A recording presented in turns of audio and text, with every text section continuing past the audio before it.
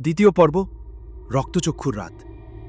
রহিমের সেই কথা শুনেই কালো ছায়াটা থমকে দাঁড়ালো। তার লালচে চোখ যেন আরও জ্বলতে লাগলো। চারপাশে বাতাস ভারী হয়ে উঠল। পাতা ছড়া গাছগুলো হঠাৎ কাঁপতে লাগলো, যেন পুরো গ্রাম সেই চ্যালেঞ্জ শুনে চমকে উঠেছে।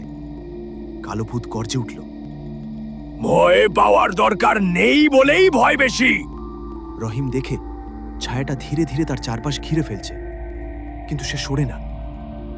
তার হাতে একটা ছোট পাথরের তাবিজ ছিল, যেটা তার দাদু তাকে দিয়েছিলেন ছোটবেলায়। সে পাথরটা মুঠোয় শক্ত করে ধরল। ভূত এক ঝাপটা দিয়ে রহিমের খুব কাছ পর্যন্ত এলো, কিন্তু হঠাৎ তার কণ্ঠস্বর বদলে গেল। এই গন্ধ, এটা সেই লোকের যে আমাকে বেঁধেছিল। রহিম বুঝতে পারল তাবিজে কিছু আছে, কোনো শক্তি।